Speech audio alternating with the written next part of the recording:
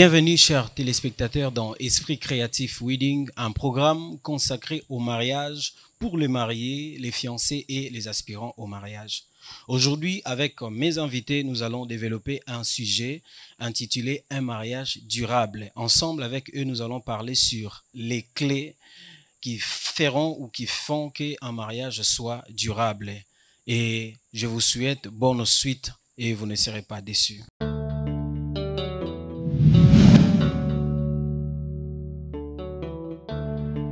Un réel plaisir pour nous d'accueillir pour vous sur ces plateaux d'Esprit Créatif Wedding un couple inspirant, un modèle et un exemple de la persévérance et de l'amour durable à qui j'ai dit bonjour papa, bonjour maman. Bonjour.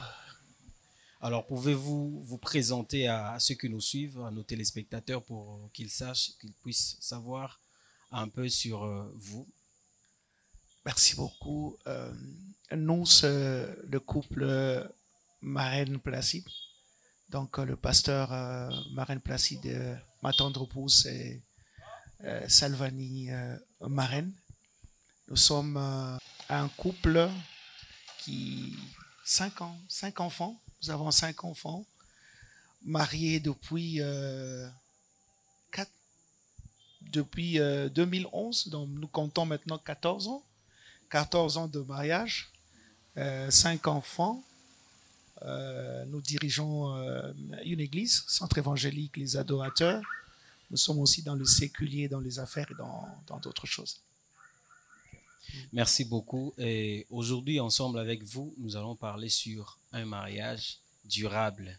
Et déjà, avant d'entrer dans le vif du sujet, j'aimerais un peu savoir votre définition du mariage parce que par rapport à ces thèmes, ce qui va nous être utile, c'est votre parcours, votre histoire que nous attendons et que nos téléspectateurs attendent avec patience, impatience. Alors, quelle est votre définition du mariage?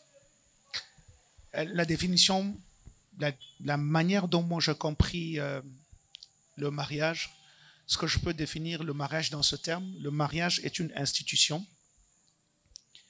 dont Dieu et auteur, qui en même temps est comme un cadre dans lequel Dieu a établi des principes et dans lequel Dieu permet la réalisation de ce projet sur la terre. Donc, je m'explique. Ça veut dire que nous avons un Dieu puissant qui a créé toutes choses, qui a un projet à faire arriver sur la terre des hommes. Ce projet ne peut être exécuté que par les hommes. Or, les hommes ne peuvent être issus que d'un homme et une femme. Et normalement, les hommes ne peuvent être issus que d'un couple marié. Donc, le couple, j'ai défini le couple comme une institution divine dans laquelle Dieu fait sortir les hommes pour exécuter son plan qu'il veut voir se réaliser sur la terre. Merci beaucoup, en tout cas, ça c'est... Oh oui, mais mon épouse peut ajouter une autre définition. Pas de problème, on peut ajouter. Je voulais juste ajouter sur ce que mon mari vient de dire. Le mariage, c'est aussi l'ensemble, l'union de 2 personnes.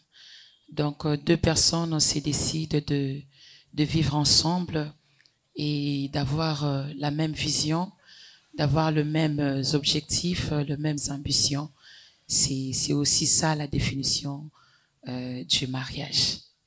Ah, ça c'est très important. Donc, ce que nous pouvons comprendre, peu importe peut-être la vision du couple, mais le fait d'être ensemble, c'est dire oui à un appel de la reproduction parce que Dieu a une vision à accomplir sur la terre. Ça, c'est une bonne chose.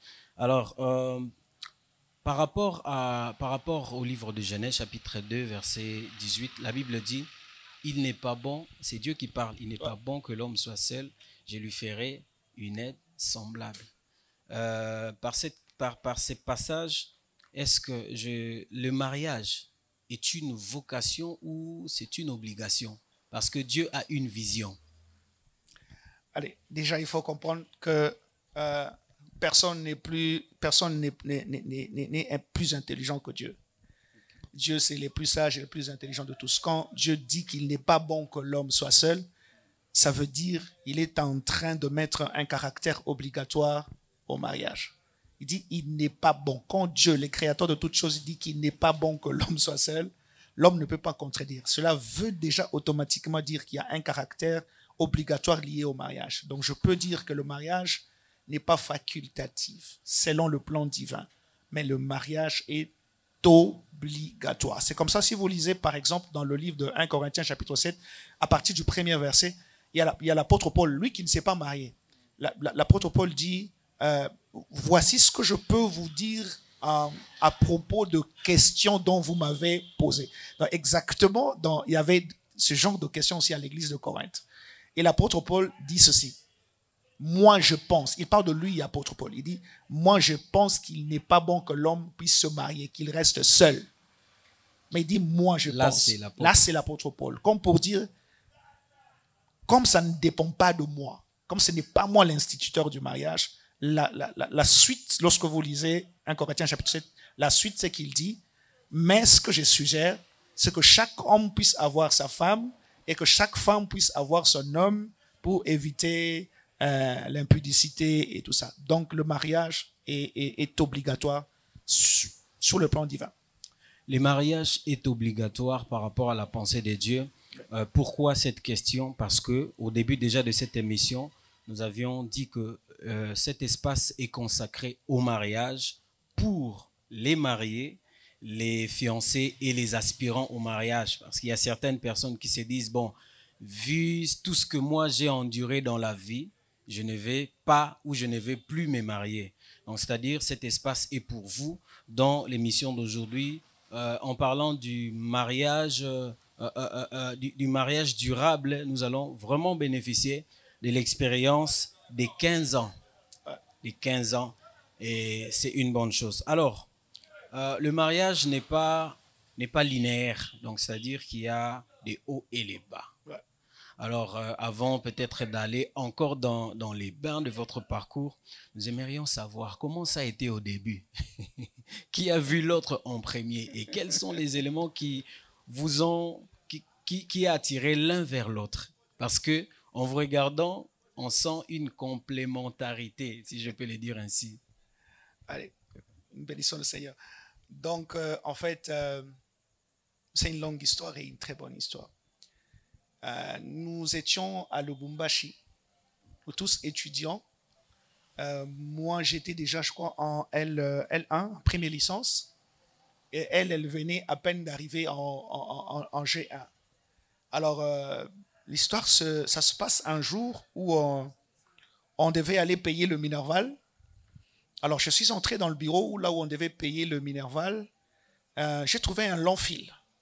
Et bon, la plupart de ceux qui étaient devant moi étaient ceux-là qui étaient venus de G1. Alors, nous, on se considérait comme, voilà, et en droit parce qu'on était déjà avant à l'université. Je me suis faufilé un peu pour être le premier. Et quand je suis arrivé juste à côté de la belle créature qui est à côté de moi, alors, j'ai posé la question, il y avait un garçon qui était juste à côté d'elle. J'ai posé la question au garçon, vous tous, vous êtes venus juste pour payer? Alors, les garçons, ils ne parlaient pas français, ils parlaient anglais. Il dit que non, no speak French. Alors, comme je me débrouille un peu en anglais, j'essaie de me débrouiller un peu en anglais. Alors, elle a commencé juste à rire à côté parce que je ne parle pas très bien anglais. Elle parle bien anglais. Alors, elle a commencé à rire. Quand elle a commencé à rire, je me suis tourné vers elle pour dire, ma soeur, comment quelqu'un se débrouille comme ça pour parler anglais, toi, tu te mets à rire. C'était ça le point de contact. Juste le sourire, c'était le point de contact.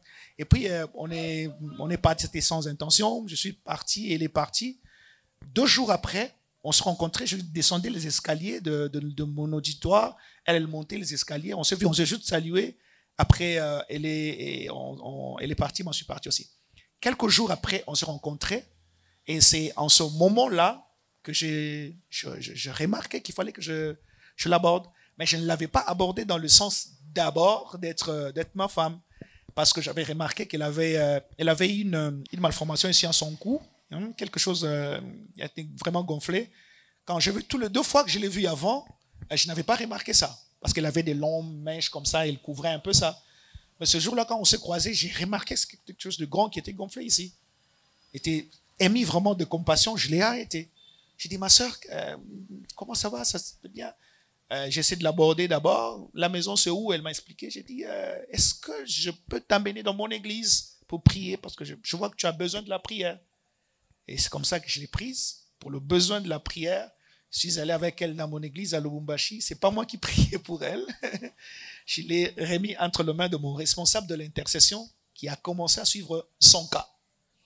Alors, pendant qu'il était en train de suivre son cas, un jour, elle a fait, je crois, un long moment où elle ne passait plus à l'église. Bon, moi, j'avais perdu complètement de vue. Et quand j'arrive à mon église, c'est mon responsable de l'intercession qui me regarde, qui me dit, mais ça fait longtemps que je ne vois pas ta fiancée. Et pourtant, moi, je ne l'avais jamais présentée comme une fiancée. Okay. Et la personne qui parlait, c'était un prophète. Et moi, comme je suis aussi prophétique, je dis telle chose qui sort dans la bouche d'un prophète, alors que moi, je ne l'ai pas présenté comme une fiancée. C'est prophétique. Lui, il dit ça. Donc, ce prophétique, c'est ce jour-là que j'ai eu la pensée d'aller l'aborder maintenant, non pas comme une sœur en Christ, maintenant comme une fiancée. Okay. C'est comme ça que l'histoire est partie. Et je me rappelle très bien comment ça s'est passé. Je ne savais pas par où commencer, comment j'allais faire. Déjà, elle avait l'image de moi, d'un homme de Dieu qui l'amenait à l'église. Donc, je savais j'allais commencer comment, et tu sais, et puis c'était compliqué. Je me rappelle très bien ce jour-là. Je suis arrivé devant elle, je lui ai dit, j'ai quelque chose à te dire. Elle a dit, ok, il n'y a pas de souci. J'écoute. Je l'ai regardé, et puis je dis, je vais t'épouser. Directement. Directement comme ça. C'est ce que je dis. Elle a dit, oh, je dis, oui, je veux t'épouser. Je dis, bon, je veux te répondre, on va voir. Elle était aussi étonnée de voir quelqu'un qui ne vient pas d'abord par trop de gymnastique, tout ça, bon, parce que bon, je ne savais pas par où commencer. Je dis, je veux quand même directement, je veux t'épouser. Elle a dit qu'elle allait me répondre et qu'elle ne m'avait jamais répondu jusqu'au jour où on se mariait. Quand elle me donnait la bague, c'est ce jour-là qu'elle acceptait. Ah, en tout cas.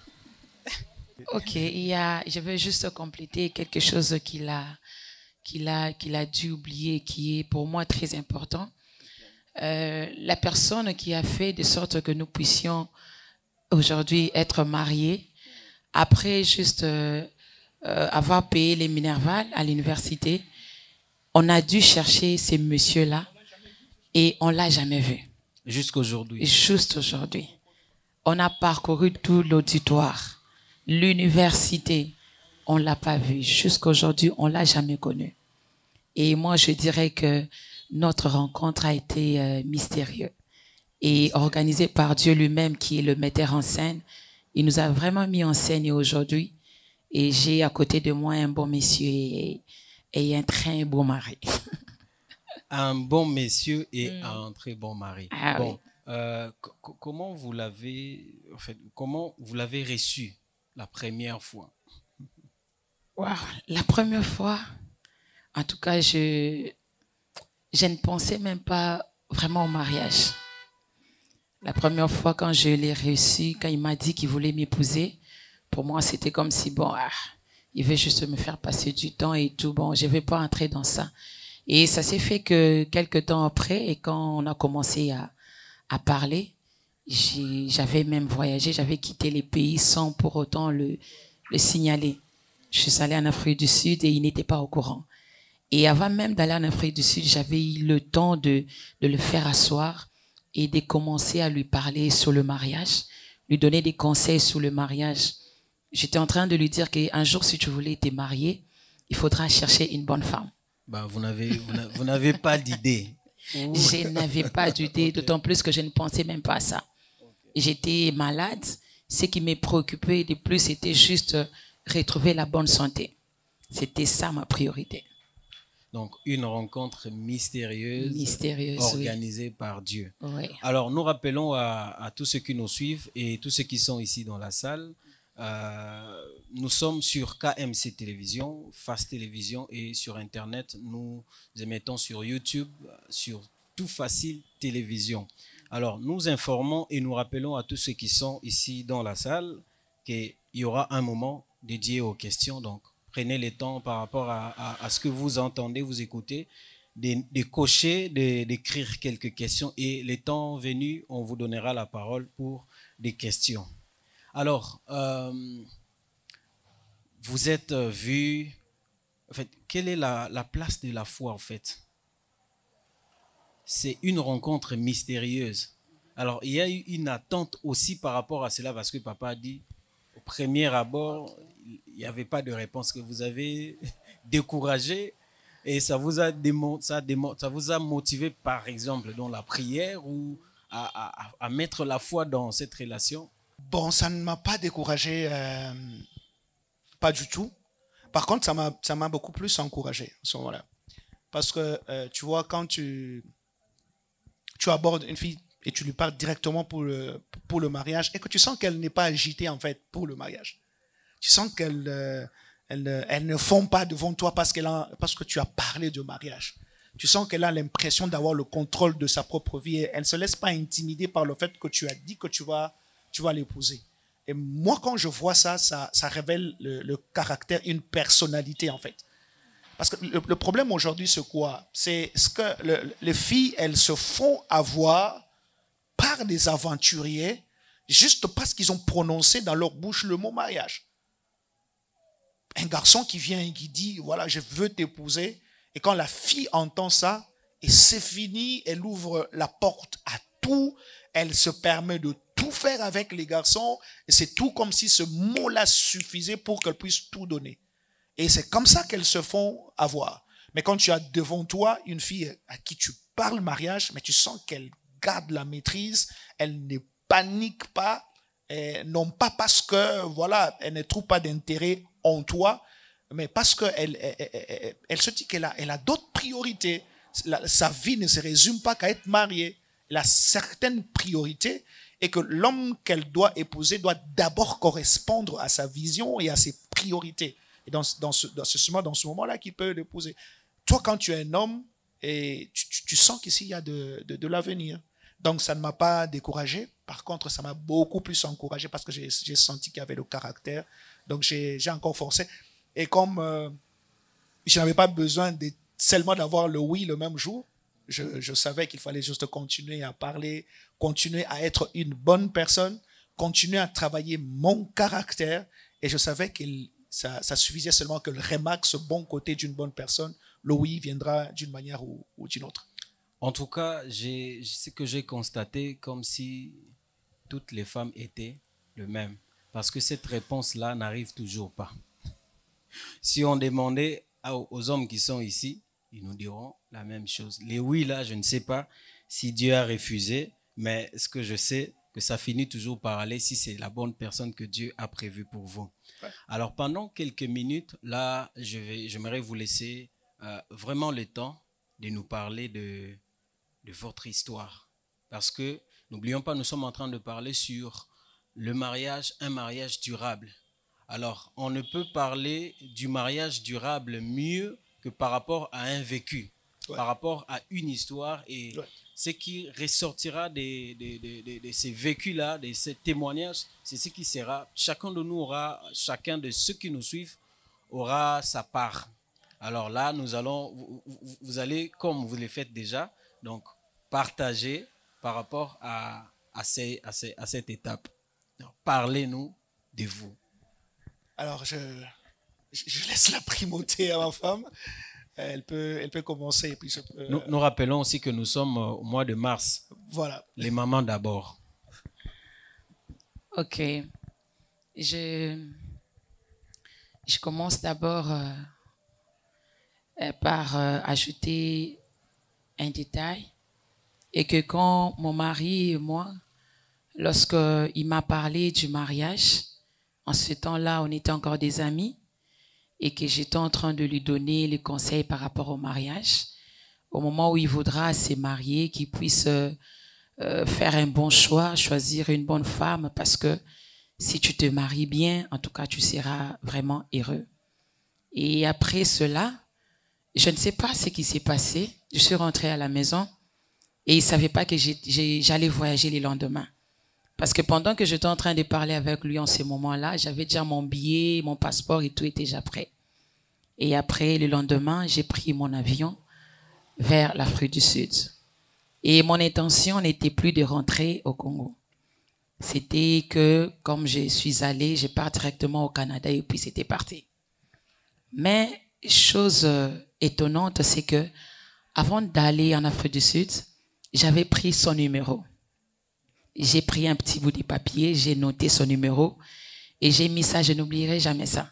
J'ai mis ça dans mes chaussures rouges.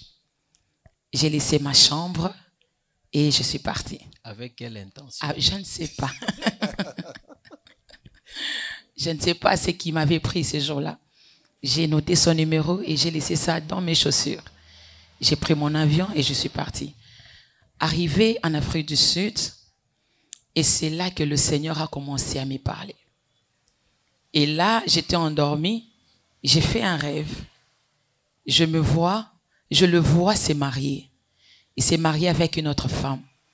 Et c'était comme on a allumé la télé, on est en train de me montrer sa vie de couple avec cette femme-là. Et il était en train vraiment de souffrir. Et j'entends quelqu'un me dire, tu vois, la responsabilité de cette souffrance ici, c'est toi. Si tu ne veux pas rentrer au Congo et aller épouser cet homme-là, tout ce que cet homme-là va vivre, souffrance, on m'a tout montré, c'était vraiment une vie difficile. Et c'était en ce moment-là, quand j'ai sursauté sur mon lit, que j'ai appelé au Congo. J'ai dit, regardez dans mes chaussures rouges. Il y a un numéro. Dictez-moi ce numéro-là. On a commencé à me poser les questions, mais c'est le numéro de qui? J'ai dit, je vous dirai après. Dictez-moi seulement ce numéro. On m'a dicté ce numéro-là. C'est à ce moment-là que je l'avais appelé. Tu te rappelles de ces jours-là, je t'ai appelé. Tu as posé la question à Dalili, mais je connais pas ce code ici. Il a posé la question à sa grande sœur. Il a dit, mais je connais pas ce numéro. Regarde d'abord ce code, c'est quel pays? Et c'est à ce moment-là, sa grande sœur lui dira que non, c'est l'Afrique du Sud. Tu as quelqu'un en Afrique du Sud? Il dit, non, je n'ai personne là-bas. Il n'était pas aussi au courant que vous étiez parti? Il n'était pas au courant. Okay. Je n'ai pas voulu l'informer. Je voulais juste partir. Comme mon idée était de partir et ne plus revenir au Congo, bon, je me disais, ça ne servira à rien de lui informer. Il sera informé après. Et c'est en ce moment-là, quand on m'a envoyé le numéro, j'ai essayé de l'appeler et je lui ai dit que non, je suis en Afrique du Sud et je vais rentrer dans quelques jours.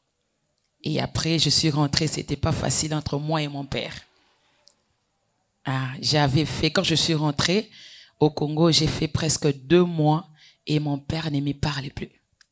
Papa, vous avez entendu qu'elle n'était plus au Congo. Comment vous avez reçu cela? Bon, déjà, je me rappelle ce jour-là, j'ai vu un numéro, c'est un numéro qui n'était pas du Congo.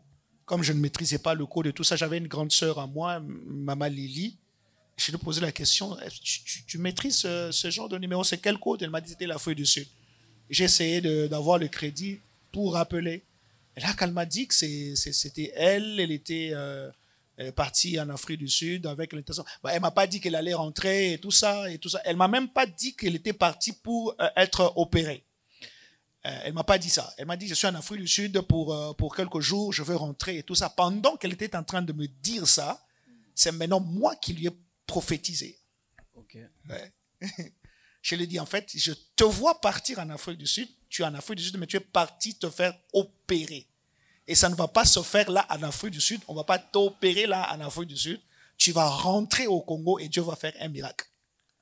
Alors qu'elle ne m'avait pas dit qu'elle était partie pour se faire opérer en Afrique du Sud. Donc quand elle a entendu encore cette prophétie, ça renforçait encore. C'était une pièce du puzzle pour la confirmation. Ça a renforcé les choses et c'est comme ça qu'elle est retournée au Congo et puis l'histoire a commencé. Quand elle est retournée, automatiquement, j'ai décidé d'officialiser les choses et tout ça. Donc, pour être plus bref, parler de notre histoire, c'est une histoire où 3 leçons peuvent être tirées principalement. Premièrement, c'est la persévérance dans l'amour. Deuxièmement, c'est savoir ce que l'on veut réellement dans la vie. Et puis, troisièmement, la leçon, c'est que quand on a la bonne personne, on a la capacité de tout supporter. Souvent, les gens n'ont pas la capacité de supporter certaines souffrances parce qu'ils n'ont pas à côté d'eux de bonnes personnes. Si vous avez une bonne personne à côté de vous, vous serez capable de supporter même ce que l'homme ne peut pas supporter. Alors, bref, on fait la présentation on finit les études. Moi, je finis la licence. Elle finit le graduat. Quelque temps après, elle voyage, elle vient à Kinshasa. Et moi, je reste à Lubumbashi. Et déjà, il y avait des problèmes, des petits problèmes, parce que elle est kassaïenne. Moi, je suis katangais. À un moment donné, il y avait des problèmes sérieux dans la famille. Parce que, voilà, au Katanga, c'est pas facile que les Kassaïens, les Balouba se marient facilement au Katangais. Alors, je me rappelle très bien que ma famille s'est réunie, les gens sont réunis pour m'interdire à ce que je puisse l'épouser. Et je me rappelle que j'ai regardé tout le monde en face, connaissant déjà que j'avais l'ainsi dit l'Éternel, j'avais la pensée de Dieu sur notre couple, je les ai défiés. Je les ai dit, moi, c'est ma femme et je ferai tout pour l'épouser. Et ils m'ont dit, si tu dois épouser cette femme, c'est que tu dois l'épouser toi seul et ça sera sans nous. Il s'est fait que quelques temps après, elle a pris le vol pour venir à Kinshasa. Moi, je suis resté à Lubumbashi. Et les gens ont dit que c'était fini, c'est impossible, ils peuvent plus aller la rejoindre. Parce que moi, en fait, en ce moment-là, à ce temps-là, je n'avais personne à Kinshasa comme membre de famille. Donc, c'était impossible de venir à Kinshasa. Je vais habiter où? Comment ça va se passer? Alors, je suis resté à Lubumbashi, mais on a gardé contact. Et on priait sérieusement. Et ce qui nous a facilité, c'est que même avant qu'elle vienne à Kinshasa, on avait une vie de prière commune. Et ça, j'aimerais aider en tout cas beaucoup de ceux qui nous suivent, surtout ceux qui sont dans le fiançailles. Si vous n'apprenez pas à prier ensemble, ça sera difficile que vous puissiez traverser certaines difficultés. Ça sera difficile que vous puissiez atteindre un certain but ensemble. Nous, on a appris à prier ensemble. On avait même une journée de prière. C'était chaque samedi matin, elle quittait chez elle, moi je quittais chez nous et on se retrouvait au désert. Là, on priait chaque samedi, on priait pour notre couple. Alors, il s'est fait que quand elle est partie, j'étais obligé de venir à Kinshasa pour la suivre. Et j'ai laissé tout. J'ai laissé la famille, les amis, j'ai tout laissé. Et je suis arrivé ici à Kinshasa seul. J'avais un peu d'argent parce que j'ai travaillé quelque part à Wash Mining où j'étais auditeur externe. J'avais un peu d'argent. Je l'ai contacté, je l'ai appelé. Elle m'a cherché une petite maison à Bumbu, un petit studio à Bumbu. C'était sur l'avenue Petit, Sayo, Birmanie. Une maison de $30. J'avais envoyé, je crois, $300 pour qu'on trouve cette maison. Et j'ajoutais un peu d'argent pour qu'on me trouve une petite mousse qu'on mette là-bas. C'est comme ça qu'elle a fait. Elle a trouvé cette petite maison à Bumbu. Et j'ai atterri pour la première fois à Kinshasa. Elle m'a pris à l'aéroport directement vers ma petite maison de Bumbu où je devais payer $30. Alors, je me réveille le matin. Je suis à Bumbu. Je ne sais quoi faire. Je n'ai ni travail. Je n'ai ni église. Je ne connais personne à Kinshasa. Je ne sais pas par où je veux commencer. Et en ce moment-là, elle était comme protocole au ministère des Affaires intérieures. Elle travaillait comme, elle n'était pas encore engagée, mais elle avait un petit coup de main et tout ça. Elle était ministère des Affaires intérieures. Et c'est elle qui me nourrissait en fait. C'est elle qui me nourrissait. Quand tout l'argent que j'avais amené était fini, elle, quand on l'a payé son petit salaire là, elle venait, elle me nourrissait, elle m'amenait à manger. Et j'ai resté là, à la maison, sans rien faire. Tout ce que j'avais amené, une valise où il y avait 4 pantalons et 2 chemises, mais j'avais plein de Bibles et plein de livres. Ce que j'avais amené. Et c'était ça mon travail. Je me réveillais le matin, je lisais la Bible, je priais et je lisais le livre. Et je l'attendais quand elle va revenir à 17h, 18h pour m'amener quelque chose, un petit rien à manger. Et je mangeais. Alors, à un moment donné, elle priait quelque part dans un petit ministère à Mosamba, un Giringiri sous l'avenue Mosamba, avec une maman. Alors, un jour, elle dit à la maman que j'ai mon fiancé qui est venu de Lubumbashi, c'est un homme de Dieu. La maman a autorisé que je puisse venir pour prêcher. Je suis arrivé là à Mosamba, je prêchais pour la première fois. Il y avait la gloire de Dieu dans la maison. La maman a dit, est-ce que tu peux revenir demain? Je suis revenu le lendemain, je prêchais, il y avait encore la gloire. Il m'a dit, est-ce que tu peux revenir demain? Je fais, une semaine pleine où je prêchais, il y avait la présence de Dieu. Après, la maman, elle a dit, mais qu'est-ce qu'il fait ici à Kinshasa? Non, il est là en train de lire seulement la Bible et les livres. Et elle m'a proposé si je pouvais venir travailler là-bas avec elle. Je commençais à travailler avec elle là-bas. On a fait 2 semaines. Les gens à la maison, ils étaient au nombre de 6. On a quitté de 6 personnes à 20 personnes. Wow. Et les salons devenus trop petits. Ils sont sortis dehors. On a fait un hangar. Et dans 2 mois, on a quitté de 20 personnes à plus de 100 personnes. Wow. Et c'est là que cette petite église-là de Moussamba Ngiringiri qui a décidé de me donner tout ce qu'il faut pour que je puisse épouser ma femme. Et il y a des mamans qui ont amené des sacs du sel. Il y a des mamans qui ont acheté ceci. Je n'ai rien acheté. Ce sont des mamans de cette église qui se sont cotisées pour que je puisse épouser ma femme. Et quand je suis parti poser la question à mon beau-père sur la dot, il m'a dit, amène tout ce que tu as. Tout ce que tu as, tu m'amènes. Donc Dieu s'est organisé. Dieu s'est tellement du organisé. Début jusqu'à là. C'est un metteur en scène. Mon beau-père ne m'a pas demandé la dot, il m'a dit, amène tout ce que tu veux. Et j'ai tout fait, je me suis battu pour trouver $500. C'est tout ce que j'avais comme dot. $500 seulement. Okay. Je suis arrivé, j'ai tout donné. Et c'est cette église-là, les membres de cette église qui m'ont accompagné. On est parti, on a déposé, et j'ai donné $500. Le beau-père a pris le $500 et tout ça. Et puis on a organisé notre mariage. On a commencé à vivre ensemble. Toujours dans ma petite maison là de Boumbu. De petit. C'était vraiment... La maison était aussi petite. Trop petit, c'était, je crois, 3 mètres et demi carrés, quelque chose comme ça. C'était trop petit. Donc, quand tu mets le lit, il ne reste qu'une petite place, toute petite espace pour mettre 2 chaises et puis c'était tout. Alors qu'en ce moment-là, elle est fille d'un cadre de la DGDA. Et son père a de moyens. Et elle habitait Kasavubu sous l'avenue Sandoa, Birmanie. Et il avait sa propre chambre avec climatisée, avec tout dedans. Mais il a accepté de quitter là pour me suivre à Boumbu, dans une petite maison, sans travail et sans quoi que ce soit. C'est là où nous avons commencé notre vie. Et les choses n'étaient pas faciles parce que juste après le petit travail qu'elle avait est fini, l'église là où on m'avait accueilli, on m'a chassé. On m'a chassé parce que je prenais tellement de l'ampleur. J'étais en train de tout organiser. Et on est venu dire à la maman que tu ne vois pas que ces jeunes vont te prendre ton église. Et elle a décidé de me chasser. Et je me suis retrouvé seul, ma femme sans travail. Et on a commencé à souffrir sérieusement.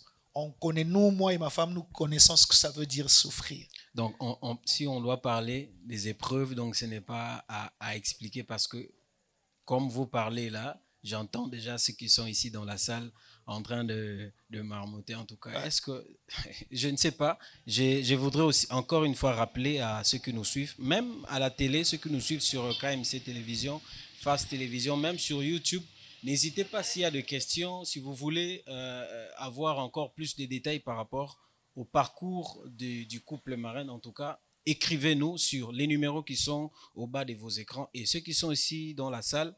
En tout cas, notez des questions, les aspirants au mariage. Il y a aussi des blessés de guerre du mariage, peut-être qui sont là.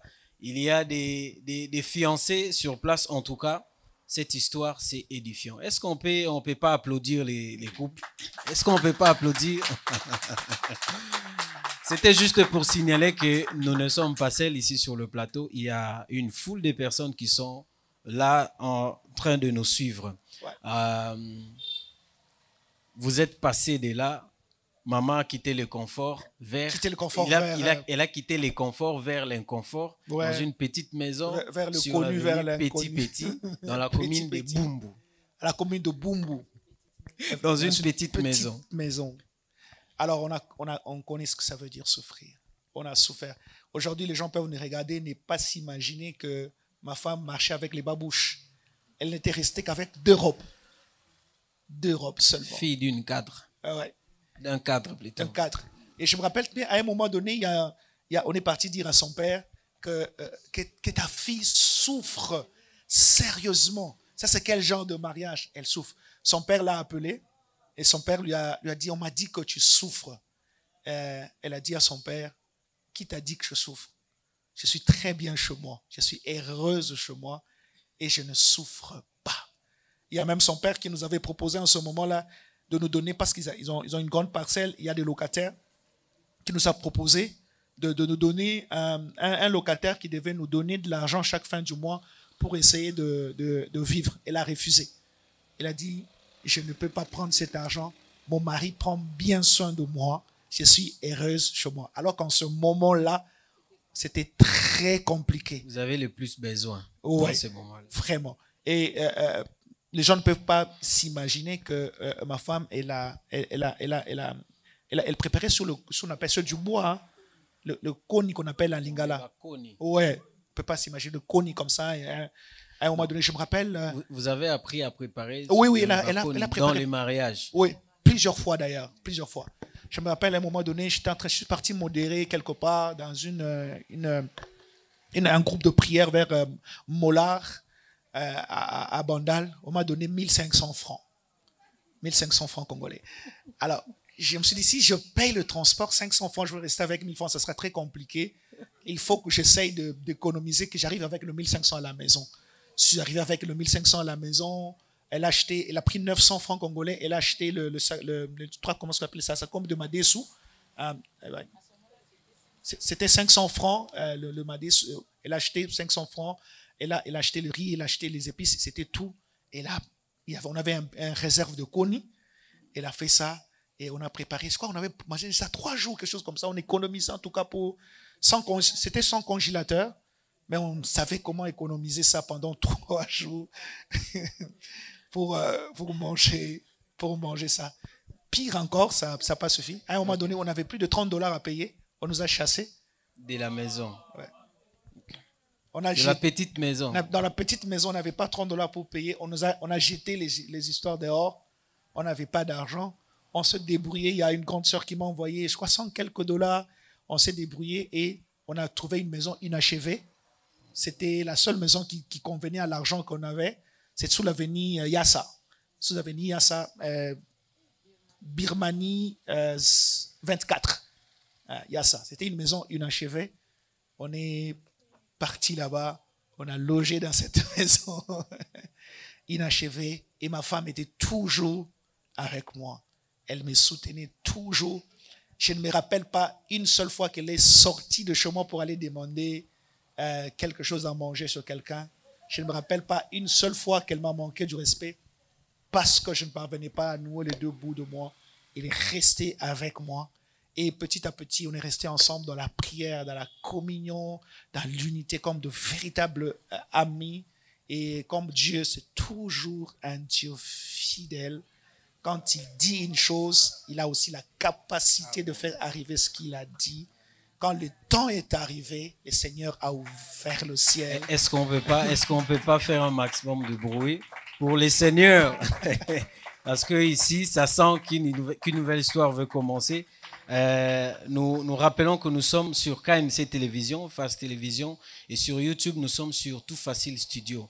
Alors, cette émission, comme je l'ai dit avant, que c'est fait pour apporter un plus pour ceux qui manquent peut-être la confiance, pour ceux qui ont besoin d'écouter, de s'appuyer sur du vrai. Des fois, lorsqu'on lit la Bible, on a l'intention de voir les choses de loin. Ouais. Mais aujourd'hui, nous pouvons dire que le couple marraine, c'est la continuité pour ceux qui ont besoin de vivre le miracle de Dieu. Ouais. Alors, ne manquez pas en tout cas de nous écrire parce que cet espace ou cette émission est faite pour vous. Et si vous êtes aussi tenté de participer à cette émission, en tout cas, ne manquez pas de nous contacter. Alors, papa, parlons de votre histoire, c'est tout un livre. Ouais. Est-ce que vous avez déjà pensé à faire quelque chose pour ceux qui ont plus besoin de votre parcours, de connaître, d'être aidés par rapport à votre parcours? Déjà, au niveau de l'église, nous organisons de masterclass. Nous avons des réunions de couple. Nous avons comme ça une organisation où nous partageons notre expérience. Nous parlons au couple, nous encadrons le couple. Et Dieu nous a fait grâce et nous a bénis. Nous sommes déjà nous avons 14 ans de mariage. Nous avons déjà parrainé plus de 15 mariages. Nous sommes déjà à Wow. notre, je crois, 19e mariage par année. 19e mariage, c'est intéressant. Parce que, nous avons pensé vraiment à ça. Et puis, ça se passe. Il y a une petite histoire que je ne sais pas si ma femme va se rappeler encore de ça. Dans nos moments difficiles, un jour, j'avais 2000 francs. Là, j'ai un garçon, hein, mon fils aîné. Alors, il n'avait jamais reçu de jouet de son papa, hein, jusqu'à une année et demie. Alors, un jour, j'ai eu 2000 francs et j'ai acheté une petite voiture à mon fils. Ça coûtait 700 francs. Ouais, 700 francs. J'ai amené. Ça nous a créé des problèmes dans le couple ce jour. La petite voiture, elle m'a posé la question, tu as acheté ça combien? J'ai dit, j'ai acheté ça 700 francs. C'était un problème sérieux. Il m'a dit, comment tu réfléchis? Comment tu peux faire ça? Comment tu peux prendre 700 francs? Tu achètes un jouet pour l'enfant qu'il va détruire, abîmer comme ça. Mais 700 francs, c'est le riz. Et ça, l'osso. Tu ne peux pas faire ça. Tu peux pas. On a eu des problèmes sérieux. On a discuté toute la nuit parce que j'avais dépensé 700 francs. Et tu sais quoi? Un jour, quand Dieu nous a fait du bien, il nous a bénis. Un jour, on est dans un supermarché, en train de faire les achats. Je vois ma femme venir avec une grosse voiture. Ok, la réponse. Une grosse voiture pour notre fils. Elle met, et puis quand on check comme ça, on doit payer $350. Et puis je la vois prendre son porte-monnaie. Elle sort $350 pour acheter. Et puis je l'ai rappelé. J'ai dit, ça va créer un problème sérieux qui ne va pas terminer. Ça, c'était la réponse en tout cas. Pour dire, Dieu s'est récompensé. Ah, mais est-ce qu'on peut acclamer pour Dieu quand même? C'est très émouvant. J'espère que des espaces comme ça, il y en aura pour tous ceux qui veulent suivre encore plus par rapport au parcours de ces couples. Alors, j'aimerais que nous puissions entrer aussi dans les sujets. Nous sommes dans les sujets, mais il y a ceux qui attendent que vous puissiez parler du mariage durable. C'est-à-dire des secrets. Quels sont les secrets qui a fait ou qui font de sorte que jusqu'aujourd'hui vous soyez toujours unis en passant par la petite maison, des petits, l'histoire de la voiture, la grande voiture et ce que vous avez aujourd'hui. Gloire au Seigneur. Pour ne pas monopoliser la parole, en fait, je vais donner juste 2 minutes.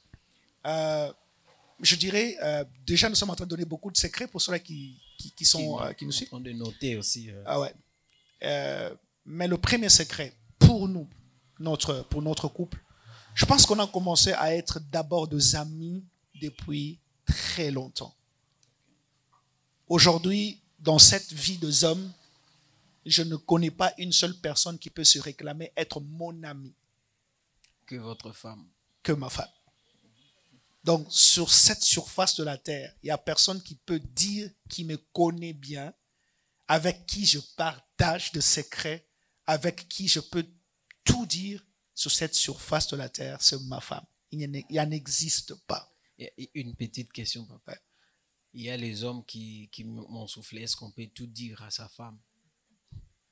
On peut tout dire à la femme. On doit tout dire. Ouais. Il a parlé même les salaires. D'ailleurs, le salaire n'appartient pas à l'homme. Wow. Quelqu'un a écouté en tout cas. Ouais. Les salaires n'appartiennent pas à l'homme. À l'homme. Le salaire appartient à la famille. L'homme n'a pas le droit sur le salaire. C'est la femme qui gère le salaire de l'homme. C'est la femme qui doit penser ce qu'elle peut donner à son homme dans son salaire. Ça, c'est fort. J'insiste encore. L'homme n'a jamais travaillé pour lui.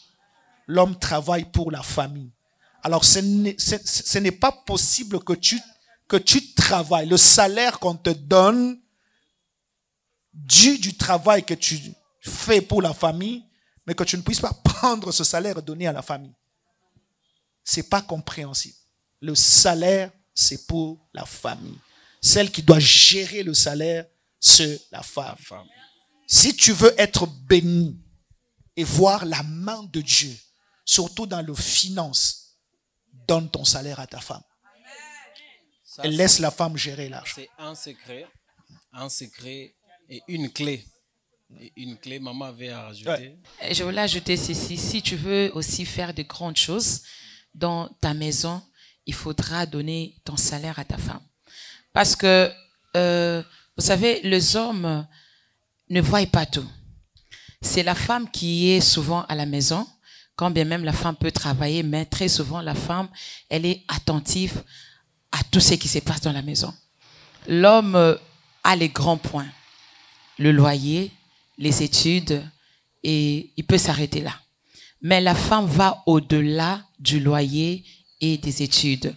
La femme entre dans des petits détails. Alors pour que la femme puisse résoudre tous ces détails-là, il faudra que l'homme puisse lui amener son salaire.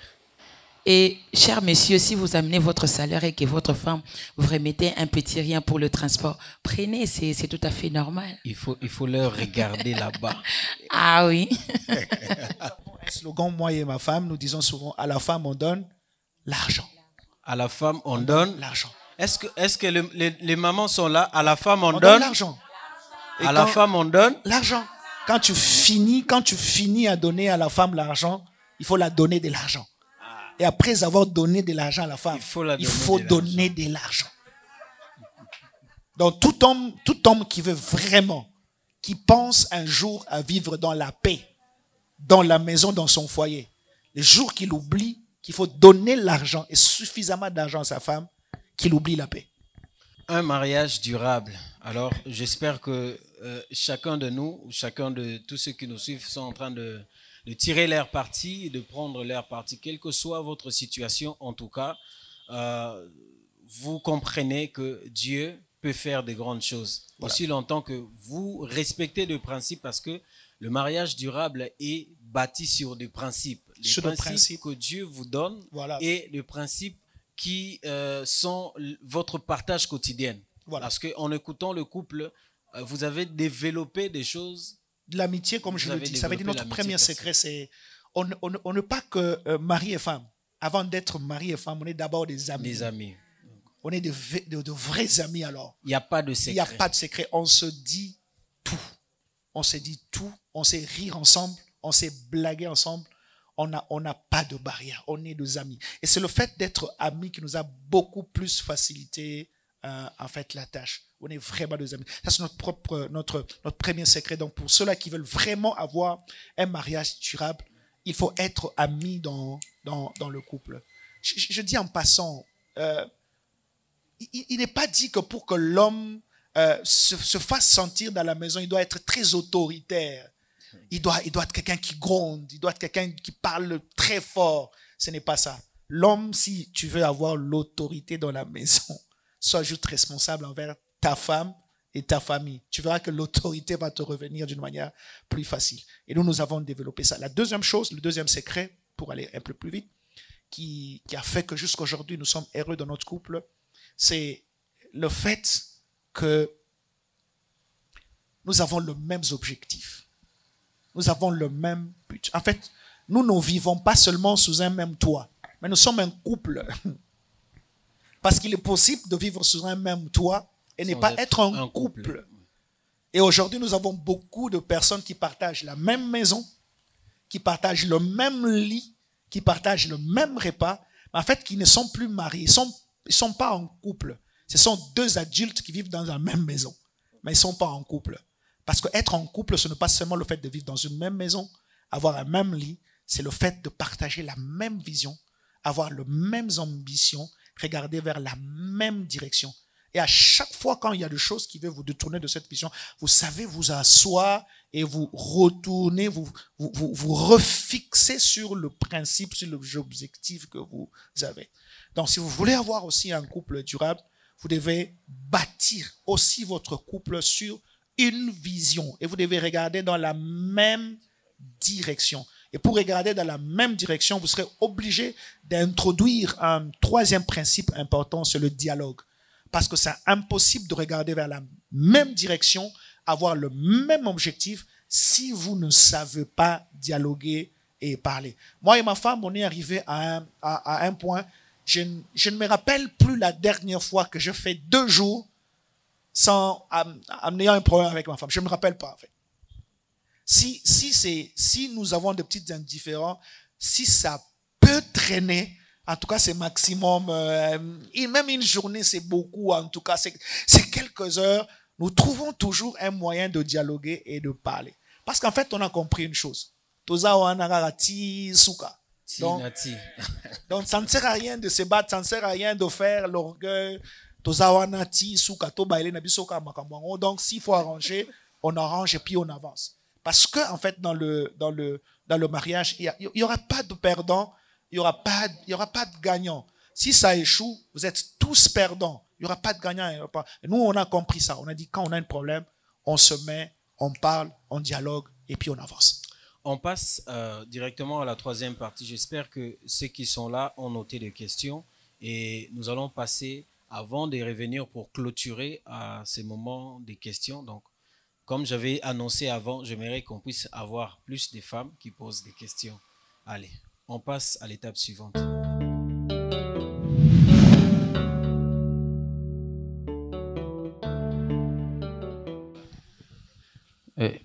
Bonsoir, papa. Bonsoir. Bon, j'ai 3 petites questions. La première est que vous avez parlé, ou vous avez dit, les salaires appartiennent à la famille. Ouais. Principalement, c'est la femme qui gère cette salaire. Ouais.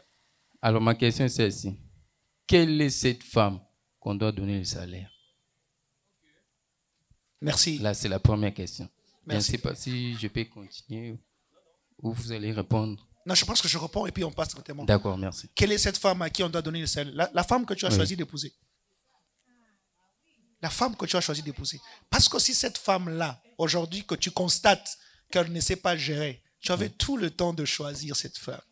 D'accord. Les femmes sont contentes. C'est cette femme-là avec laquelle toi-même tu as fait le parcours. Oui. Tu avais tout le temps dans les fiançailles. Tu as vu qu'elle était digne d'être ta femme. Oui. Tu as accepté telle qu'elle est.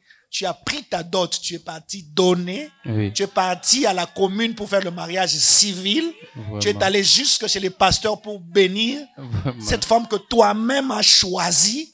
Cette femme-là à qui tu dois donner l'argent. Ah, d'accord. À moins qu'on ait choisi pour toi. Mais si c'est toi qui as choisi, c'est ton choix. Tu donnes l'argent à la femme que toi-même as choisi. Voilà. Merci beaucoup. Je pense que les hommes, nous avons noté. Comme pour dire Oui. à ceux qui ne sont pas mariés, Oui. si vous ne voulez pas de conséquences, le problème, ce n'est pas quand vous êtes marié. C'est avant que vous puissiez vous marier que vous devez bien choisir. Si vous avez déjà choisi, subissez les conséquences de votre propre choix. D'accord. Merci beaucoup. Et la deuxième question revient à la maman. Maman, j'ai entendu papa dire, vous l'avez soutenu, vous l'avez aidé d'une manière ou d'une autre. Alors, quel conseil donnerez-vous aux femmes qui soutiennent leur mari d'une manière ou d'une autre? Les conseils que je peux donner aux femmes qui soutiennent leur mari, c'est de continuer à les soutenir.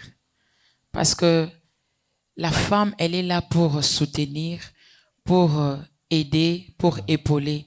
C'est pas pour rien que la Bible définit la femme comme une aide semblable. C'est même ça la signification d'une aide semblable.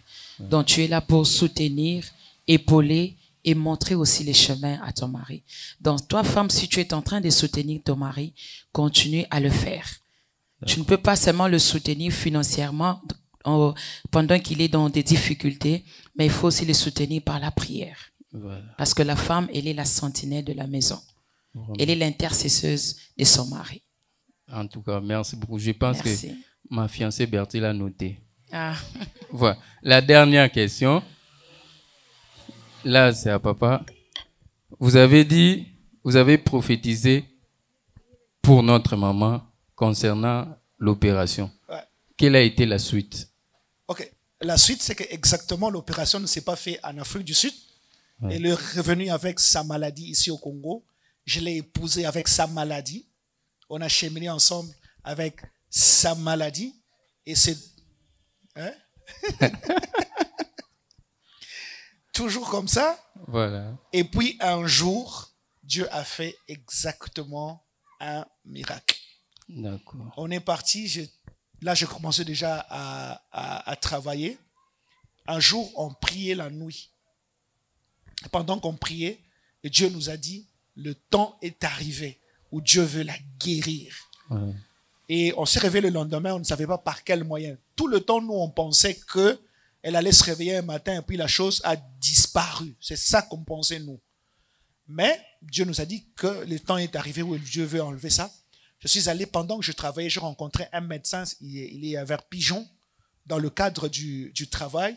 J'ai vu le travail qu'il faisait et je lui ai amené mon épouse pour qu'il puisse opérer mon épouse. Et on s'est dit ce jour-là, avant qu'elle parte à l'opération, on a prié, on a refusé de dire ça à personne. Personne n'était au courant, ni le membre de sa famille, ni le membre de ma famille, ni même les enfants à la maison, ils ne savaient pas que maman partait se faire opérer. On est parti et on l'a opéré. Aujourd'hui, elle est guérie. Ah, c'est bien. Là, je glorifie le nom de l'Éternel. Alors, dernière question. Quelles sont vos relations avec la maman qui vous a accueilli et en même temps chassé de l'église? J'ai de très, très, très bonnes relations car j'ai compris que si elle ne m'avait pas chassé, Vraiment. je n'allais pas être ce que je suis aujourd'hui avec l'église que j'ai. C'est la même chose comme Joseph a fait lorsqu'il a rencontré ce frère en Égypte et que ses frères voulaient avoir peur. Joseph a dit, n'ayez pas peur, ne vous inquiétez pas, car c'est pour votre propre bien que vous m'avez vendu. Donc j'ai compris que c'était seulement l'Éternel qui avait occasionné toutes ces choses-là pour que nous puissions être là où nous sommes aujourd'hui. Je profite de ça pour dire aux personnes qui nous suivent. De fois, quand vous regardez dans le rétroviseur de la vie, vous allez vous rendre compte que même les choses que vous pensiez être des choses qui vous arrivaient par hasard, des choses dont vous n'avez pas d'explication. À un moment donné, quand vous regardez dans le rétroviseur de la vie, vous vous dites, c'était Dieu, c'est un véritable metteur en scène. C'est pourquoi j'encourage quelqu'un pour dire, à un moment donné, il faut savoir dire merci à Dieu pour les souffrances, savoir dire merci à Dieu pour le rejet, savoir dire merci à Dieu pour ce fiancé qui t'avait abandonné là, savoir dire merci à Dieu pour ce patron qui t'avait chassé.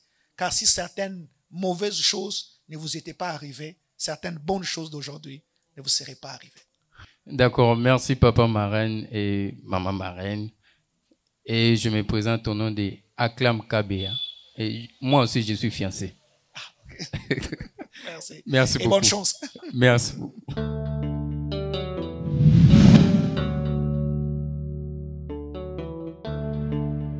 Bonsoir, pasteur.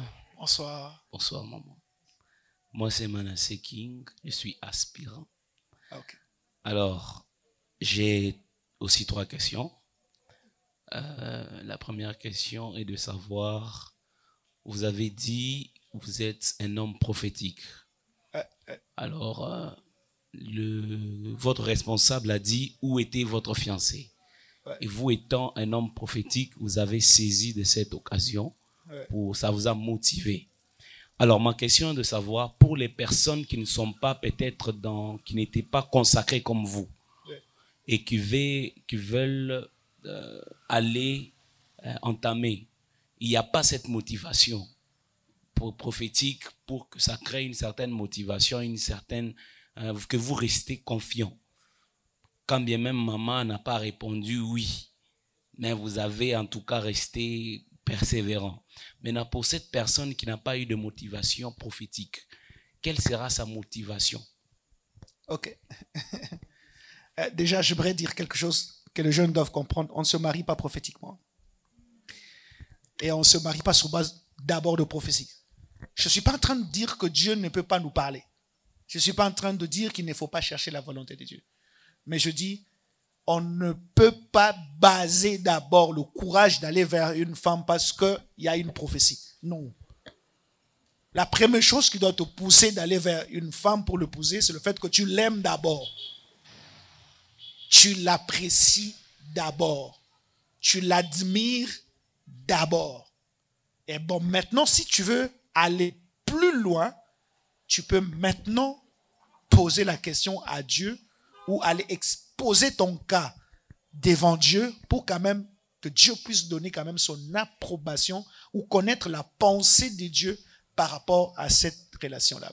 Parce qu'on ne peut pas aussi commettre cette erreur, comme je l'entends souvent beaucoup de gens le dire, que Dieu n'a rien à voir dans l'histoire de choix.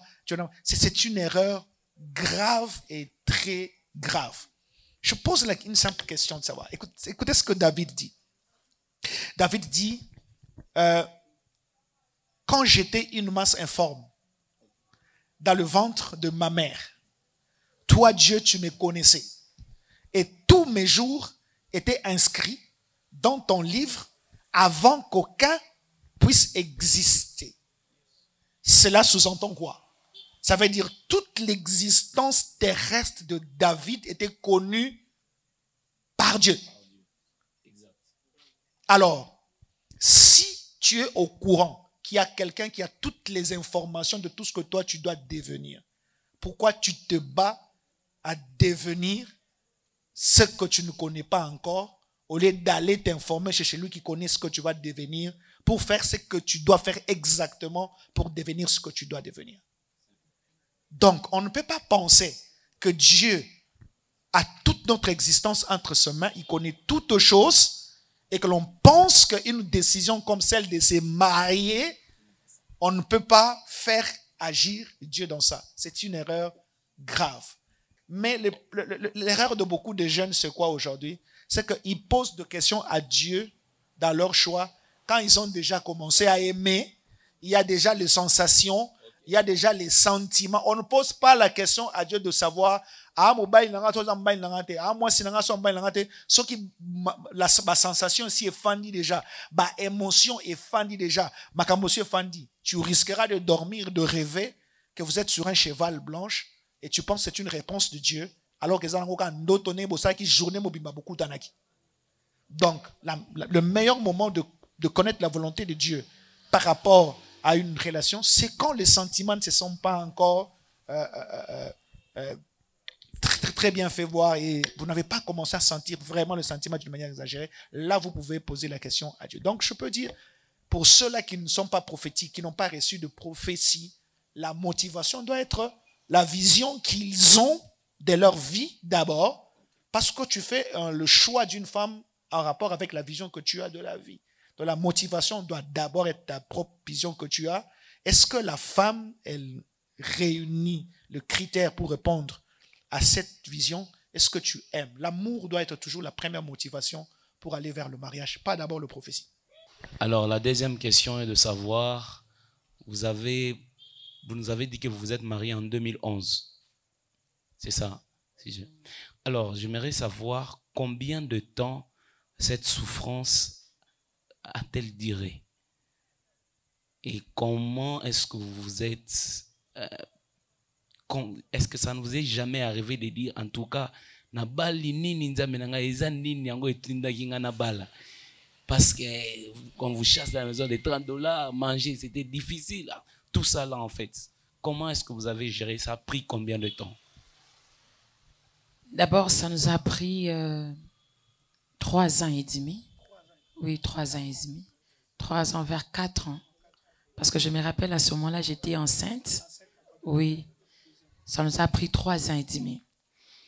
Bon, de ces 3 ans-là, en tout cas, je ne me rappelle pas un jour, je suis restée là en train de me plaindre. Non. La seule chose que je faisais, c'était de prier. Pourquoi prier? Parce que j'avais la vision. J'ai prié parce que Dieu m'avait déjà parlé de mon mari. J'ai prié parce que j'étais prophétique. J'ai prié parce que lorsque j'ai accepté d'épouser mon mari, je ne l'ai pas épousé pour le présent, mais je l'ai épousé pour le futur. En fait, moi, je voyais ce qui va arriver demain. Parce que si il fallait que je puisse me focaliser sur le présent, je ne pense pas qu'on devait se marier. Oui, donc, c'était ça ma vision. Et je ne me suis jamais plaint. Et je me rappelle même le jour où papa m'avait appelé pour me poser la question de savoir que je suis en train de souffrir et tout, que je puisse prendre l'argent et tout. Je lui ai dit, en tout cas, je ne souffre pas. La personne qui t'a dit que je suis en train de souffrir, d'abord, il t'a menti. Et je ne souffre pas, je suis bien. D'ailleurs, je suis allée même plus loin. Je lui ai dit, ah, mais regardons seulement. Est-ce que je souffre? Et il a dit, bon, c'est ton choix, c'est toi qui as choisi. Bon, moi, je n'ai rien à dire. Je me soumets aussi à ta décision, à ce que tu veux faire. J'ai dit, merci, papa. Et je me suis levée, je suis partie. Et ça arrivait des fois que vous dormez affamé, mais la seule chose que je ne pouvais pas faire, que je ne voulais jamais faire, c'est d'aller chez nous et de commencer à demander la nourriture ou d'appeler qui que ce soit pour lui dire que non, voilà, nous sommes affamés, pourquoi tout ça. En fait, je le faisais pas parce que je me disais, si je le fais, on risque de dénigrer mon mari. On risque de dire qu'il est incapable. Et après, si je commence à écouter gauche-droite, je risque aussi de m'emballer et me décourager. Alors, on reste là. On souffre ensemble. Mais je sais que Dieu est fidèle et que ce qu'il m'a dit, il finira toujours par l'accomplir. Et j'ai rappelé toujours à Dieu, je disais, Seigneur, si tu accomplis ce que tu me dis souvent par rapport à mon mari, mon mariage et tout, parce que je me rappelle un jour, Dieu m'avait dit qu'il va m'élever dans mon couple. Il va m'élever dans mon mariage. Et c'est ce que je suis en train de vivre. Et j'ai rappelé à Dieu tout le jour. Je lui disais, Seigneur, tu m'avais dit que tu vas m'élever. Alors, fais-le pour la gloire de ton nom. Et le Seigneur est en train de le faire pour la gloire de son nom. En tout cas, merci beaucoup. Et je vous dis déjà c'est impossible qu'elle fasse une année au Congo, parce que je me suis décidé chaque année de l'offrir au moins 2 à 3 voyages à l'extérieur du pays, parce qu'elle le mérite.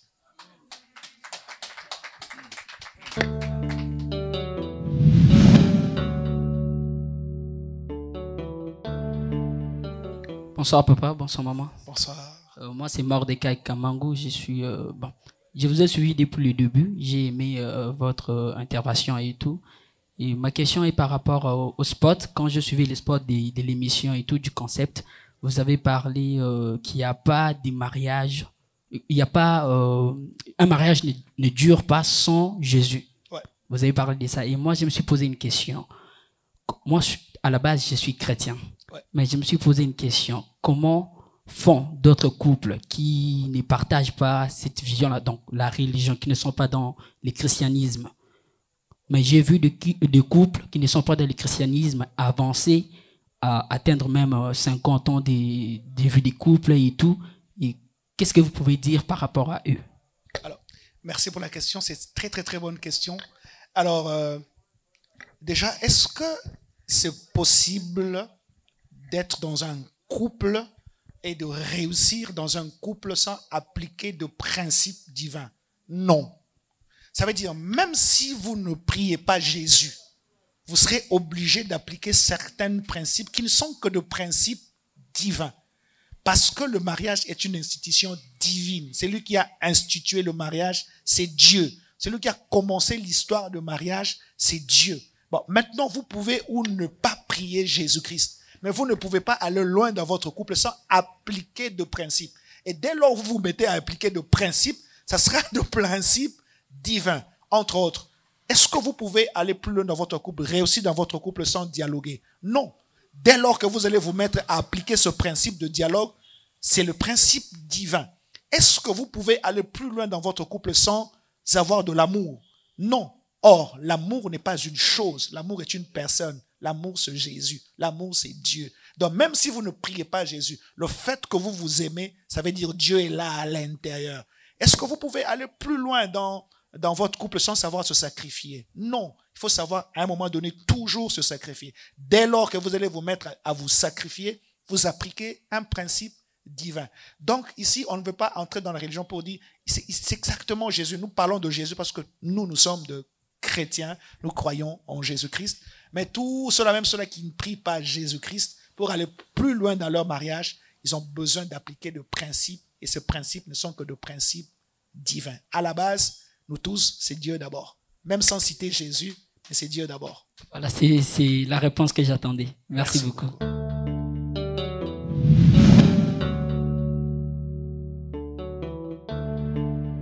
Bonsoir, maman, papa. Bonsoir. Je suis Joël Abedi Choukrani, je précise célibataire et très disponible sur le marché du mariage. Voilà. Alors, j'ai deux petites questions. Je vais m'adresser à maman. Maman pasteur, vous êtes une femme. Aujourd'hui, nous assistons à ces phénomènes de sugar daddy. Ok. Piètre homme que nous sommes, on nous a appris une seule chose. Moi, dans mon balai, allez la kate. Aujourd'hui, pour les femmes, quand vous n'avez rien à donner, il n'y a pas de relation. Alors, ma question est de vouloir savoir, est-ce que c'est obligatoire, même quand Dieu a dit que c'est cette femme-là que tu dois épouser, qu'en étant fiancé, de donner son salaire et tout son argent à cette femme pour organiser les choses? Donc, tout en étant fiancé, moi je dirais d'abord le fiançailles n'est pas le mariage. Hein. Le fiançailles n'est pas le mariage. Donc, on donne son salaire à sa femme.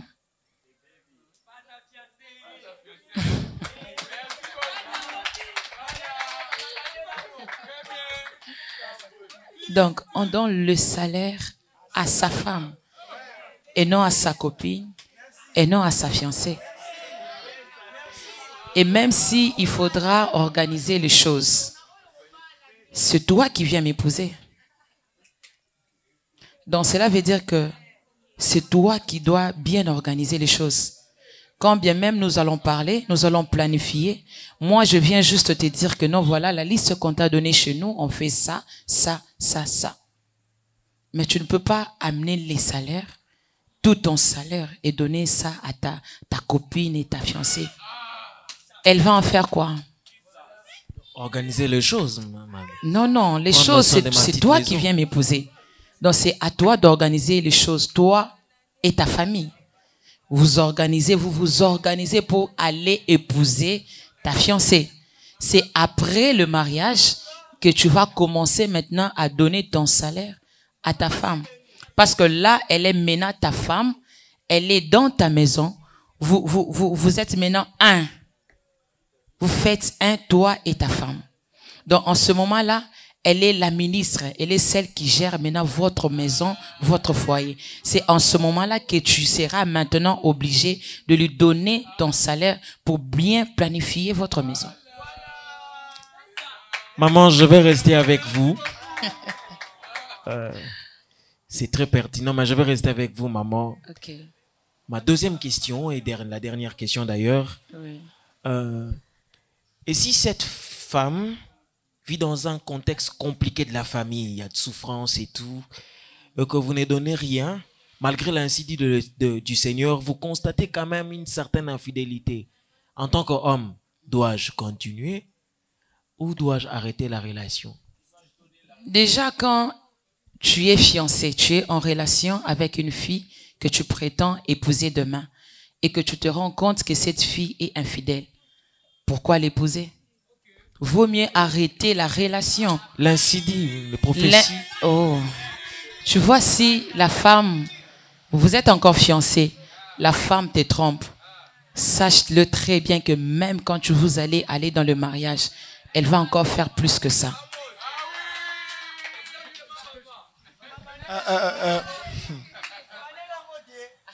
Je veux le dire avec la dernière énergie. Ne pardonnez jamais l'infidélité d'un fiancé, d'une fiancée. Mais, je le répète, pasteur, ce n'est pas trop fort là. Je le répète encore à qui veut l'entendre. Ne pardonnez jamais l'infidélité d'une fiancée. Jamais. Déjà,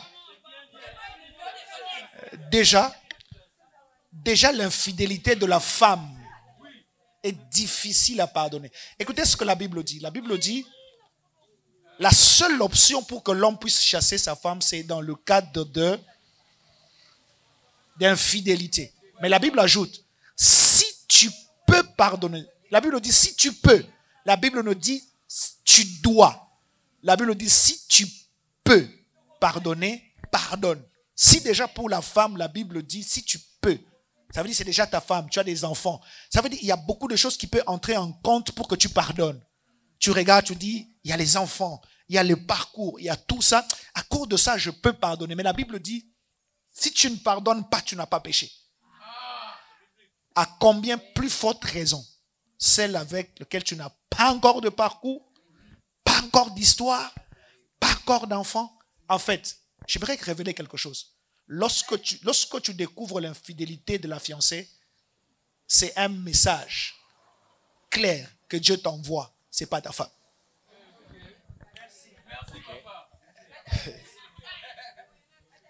Écoutez, il n'existe pas une période plus passionnante dans une relation que la période de fiançailles. Tu vois la période de fiançailles. Moi quand nous étions fiancés avec ma femme, j'habitais très loin. C'était à plusieurs kilomètres. Mais tu sais quoi? On quittait l'église. Chez moi, c'était juste à quelques minutes. Mais je partais avec ma femme, aller le déposer à la maison.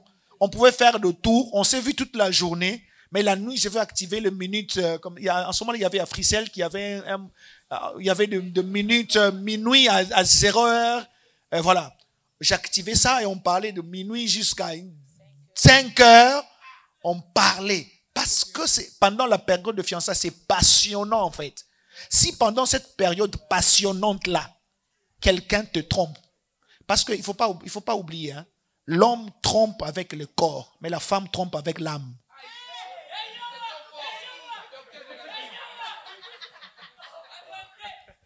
L'homme, tu sais pourquoi l'infidélité des hommes est facilement pardonnable?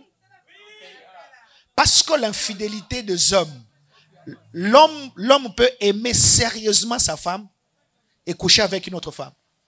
Parce que les pulsions charnelles, l'homme peut coucher avec une femme juste par les passions charnelles, juste pour satisfaire quelque chose. Mais une femme ne peut pas coucher avec un homme sans qu'elle développe l'admiration. C'est pourquoi la tromperie de la femme ne tire pas l'origine vers le corps. La tromperie de la femme tire l'origine dans l'âme. Et tu sais quoi? Lorsque vous péchez de quelque chose qui vient de votre âme, et surtout n'oubliez pas, la femme c'est un sanctuaire. Ça veut dire que c'est la source d'où vient le bonheur du foyer. Lorsque la source est abîmée, tout l'eau qui sortira de la source sera abîmée. Mais l'homme peut aller faire quelque chose qui n'est pas bien. Lorsqu'elle rentre vers la source qui est toujours propre, la source va le ressourcer et le rendre propre.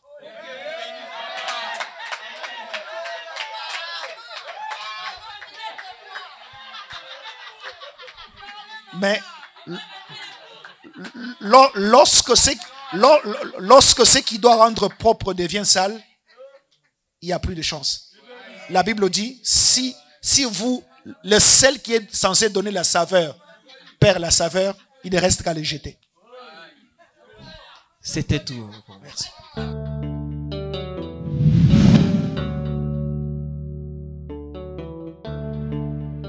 Alors, par rapport à ce que papa venait de dire, nous aimerions aussi avoir l'avis des mamans. Êtes-vous d'accord par rapport à ça? Par rapport à l'infidélité de la femme, par rapport à l'infidélité de la femme. Oui, par rapport à l'infidélité de la femme, là, je suis d'accord. Je suis très d'accord même. Pourquoi? Parce que l'homme ne peut pas supporter l'infidélité de la femme. Parce que dès que la femme commet cette infidélité-là, c'est directement l'autorité de l'homme qu'on touche. C'est l'homme, en fait, c'est l'homme qu'on touche. Quand la femme commet l'infidélité, cela veut dire que la personne avec qui la femme a commis cette infidélité-là, devant son mari, il n'est rien. Alors comment est-ce que l'homme pourra accepter l'infidélité de la femme? C'est pratiquement impossible. D'autant plus que comme mon mari vient de le dire, que la femme est un sanctuaire. Et le sanctuaire, c'est l'endroit où se passent des cultes. C'est un endroit de secret. C'est un endroit où il y a que j'appelle ça, c'est un lieu très saint. C'est un lieu très saint. C'est un lieu de secret, de secret. Là, il n'y a que les intimes qui peuvent y entrer. Donc, lorsqu'il y a quelqu'un d'autre qui vient, qui entre, qui pénètre là-bas, donc, cela veut dire que le sanctuaire n'est plus sanctuaire. Le sanctuaire n'est plus sanctuaire. Voilà. Les sanctuaires n'est plus sanctuaire. N'est plus sanctuaire. Le sanctuaire reste sanctuaire parce que le sanctuaire, c'est là qu'on vient, c'est consacré, on vient, c'est livré, on vient pour s'inspirer, quoi. C'est ressourcer. C'est un peu ça. Merci beaucoup Merci. à vous, papa, maman, marraine. Est-ce Merci. on peut pas acclamer, applaudir pour le couple? Il faut ajouter quelque chose. Cela ne veut pas dire que nous cautionnons l'infidélité des hommes. De l'homme. Cela ne veut pas dire. On doit être très clair. On doit être très clair en tant qu'homme de Dieu et pasteur. Cela ne veut pas dire que nous encourageons les hommes à être infidèles. Parce que vous pouvez apporter la maladie à votre femme. Vous pouvez apporter aussi de mauvaises choses à votre femme. N'oubliez pas, lorsque la source qui pompe de l'eau propre est salie d'une manière régulière, la source peut aussi être détruite. Donc, nous n'encourageons pas non plus que les hommes se livrent facilement à l'infidélité. Seulement, nous comparons les deux. C'est le malheur que peut subir un couple face à l'infidélité de l'homme, face à l'infidélité des femmes, nous comparons les deux choses. C'est possible qu'un couple reste couple et réussisse à faire de grandes choses alors que l'homme est infidèle, mais c'est impossible qu'un couple réussisse et aille de l'avant lorsque la femme est infidèle. C'est impossible. Merci beaucoup, papa. Maman aussi a eu... J'aimerais ajouter une chose. L'homme aussi ne doit pas, comme mon mari a dit, on n'encourage pas l'homme à être infidèle à sa femme. Parce que la femme peut supporter aujourd'hui, elle supporte demain, elle supporte après-demain, mais ça risque à un moment de frustrer la personne et de se décourager. Et l'amour qu'il y avait entre vous là risque de se refroidir. Et c'est comme ça qu'on voit la plupart des couples, ils sont là dans la maison, dans la même maison, mais ils sont plus mariés. Ils sont déjà divorcés depuis très longtemps. Il reste juste mais pour ils les vivent enfants. ensemble. Okay. Ils restent pour les enfants et consorts. Et là, nous aimerions rappeler à nos téléspectateurs que nous parlons du mariage durable. Oui. Donc, le mariage durable est soutenu par l'amour durable aussi. Oui. Donc, c'est-à-dire l'infidélité est une chose qu'il faut éviter chez la femme, chez l'homme, tout comme chez l'homme. Oui. Parce que si la femme peut être fragilisée par l'infidélité de l'homme. Oui. Ici, ce que nous parlons de la durabilité de l'amour qui cautionne, qui se manifeste aussi par la durabilité du parcours du mariage. Vous étiez nombreux à nous suivre. Nous sommes pratiquement à la fin de notre mission. Esprit créatif, Wedding, un espace ou un programme consacré au mariage pour le marié, les fiancés et les aspirants au mariage. Un dernier mot au couple. Je disais, si je peux donner un conseil, je dis au couple, se marier c'est une chose, mais rester marié c'est une autre chose. Le problème n'est pas de se marier, mais le problème c'est de rester marié. Vous pouvez vous marier, mais pour que vous puissiez rester dans le couple, rester marié, vous devez appliquer de principes, avoir une vision commune, savoir toujours avoir l'amour ou rallumer la flamme de l'amour à chaque instant, parce qu'au fil du temps que vous restez ensemble, il est possible que l'intensité de l'amour puisse baisser. Il faut toujours savoir faire revivre cette flamme d'amour pour que vous puissiez continuer à vivre ensemble, parce qu'il est impossible de rester longtemps si vous ne plaisez pas, vous ne vous aimez pas. Savoir rester amis jusqu'à la fin et de savoir que si un jour vous divorcez, il n'y a pas de perdant, il n'y a pas de gagnant. En fait, vous n'êtes tous que de perdants. Et ce n'est pas une chose. La Bible dit, Dieu hait les divorces. Si Dieu hait les divorces, ça veut dire que Dieu n'est jamais content de divorcer. Dieu n'aime pas le divorce. Vous êtes mariés pour rester le plus longtemps possible jusqu'à ce que Jésus-Christ revienne ou jusqu'à ce que la mort vous sépare. Et pour cela, vous aurez toujours besoin d'avoir de compromis, savoir avoir toujours besoin d'humilité, d'amour, d'amitié et beaucoup de patience et surtout beaucoup de pardon. Ensemble, jusqu'à ce que le Christ revienne, nous sommes au mois de la femme. Nous n'aimerions pas nous séparer sans pour autant que maman aussi dise un mot de la fin.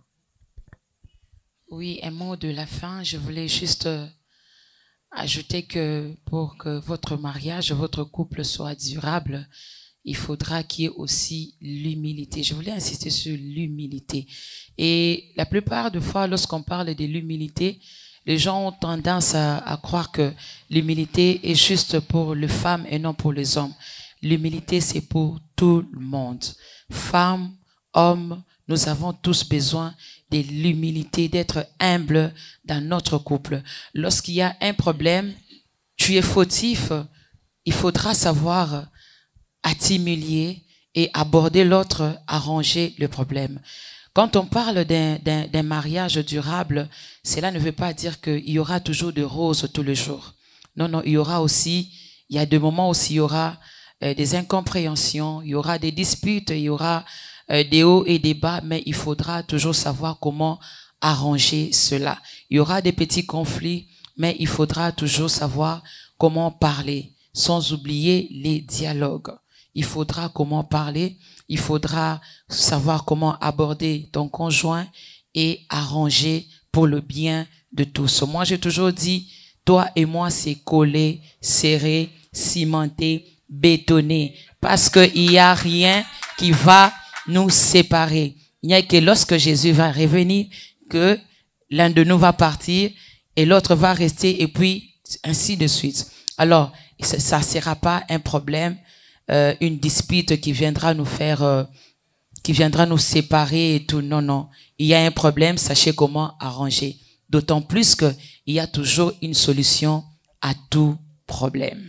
Merci. Merci de nous faire cette confiance. Merci à Tout Facile Studio. Merci à toute l'équipe des Esprits Créatifs Wedding. Et nous rappelons à tous ceux qui voudront participer à cette émission, n'hésitez pas de nous contacter sur nos numéros. Et vous qui avez besoin d'avoir plus des conseils au couple marraine, en tout cas, n'hésitez pas toujours à nous contacter. Et merci à Evans Creative, merci à KMC Télévision, merci à Fast Télévision. Et cette émission passe en boucle sur la chaîne YouTube Tout Facile Studio. Merci à tous ceux qui étaient venus ce soir accompagner. Que Dieu vous bénisse. Tous ceux qui sont sur la voie du mariage, en tout cas, c'est lui qui a commencé en vous cette bonne œuvre, puisse la rendre parfaite. Que Dieu vous bénisse aux prochaines étapes.